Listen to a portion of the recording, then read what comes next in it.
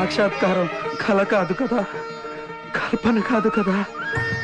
ఆపద ముక్కులవాడ, అన్ని భయాలను పోగొట్టే అభయ హస్తంతో, కరుణామృత ధారలు కురిపించే కటి హస్తంతో నన్ను కౌగలించుకున్నావా?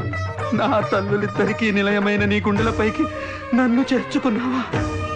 నాతో పలికించుకున్న ఈ కీర్తనలకు ప్రతిఫలంగా ఇంత పెద్ద కూలి ముట్ట చెప్పావా? నా జన్మ తరించింది, చరితార్థమైంది. ఏడుకొండలవాడా, ఇదిగో ఇదిగో నీ సొమ్ము, 32,000 సంకీర్తనల నిధి. ఈ చిరుకానుకను నీ హృదయ భండారంలో భద్రంగా దాచుకో. దాచుకుంటానులే గాని ఏమిటి అప్పుడే లెక్కలు అప్పచెప్తున్నావు?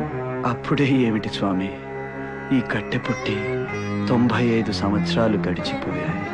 పోయిన ఆ కాలాన్ని వెనక్కి తిప్పి అఖిల సృష్టి ధర్మాలను అధిగమించి మీ ఆయుష్ని పెంచుతాం. మాలాగా ఎప్పుడు యవ్వనంతో ఉండే వరం ప్రసాదిస్తాం.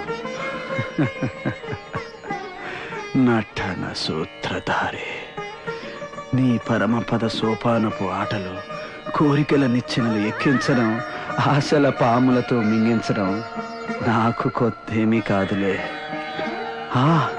ఇంకా ఈ దేహంపై మోహం ఉందా పోయిందా అని పరీక్షిస్తున్నావు కదూ గోవిందా? కాదు, ఇది పరీక్ష కాదు. కాకపోతే ఏమిటి మరి? నీ కీర్తనలపై వ్యామోహం. నిజం, పాటతో మా హృదయ సామ్రాజ్యాలను పరిపాలించిన కవి మహారాజు. నీ పాటలను వింటూ మేమెంత పులకించామో, ఎంత పరవశించామో ఎలా చెప్పను. ఒకనాడు నువ్వు మా ఏకాంత సేవా సమయంలో జో అచ్యుతానంద జో జో ముకుంద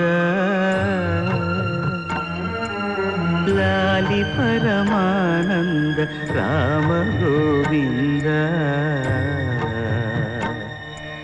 జో జో జో జో అంటూ లాలి పాడుతుంటే పసిబాలకున్న ఈ వటపత్రంపై పవడించి సేద తీరానయ్యా. స్వామి, నా పాట నీ నోట? ఒక్క పాట ఏమిటి, ఇంకొకనాడు మా దేవేరులకు మంగళ నీరాజనాలు సమర్పిస్తూ మరో అద్భుత కీర్తన ఆలపించాం. ఆ కీర్తన పద్మ ఏమిటది? క్షీరాబ్ది కన్యకకు శ్రీ మహాలక్ష్మికి నీరజాలయకును నీరాజనం నీరాజనం నీరాజనం. ఆ కీర్తనకు ఏమిచ్చి రుణం తీర్చుకోగలం?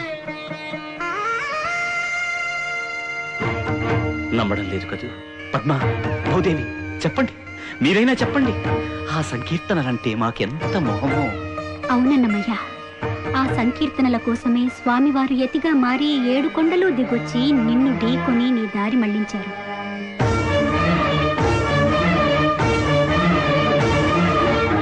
ఆ సంకీర్తనలకు వశులయ్యే స్వయంగా పురోహితులై నీ పెళ్లి జరిపించారు.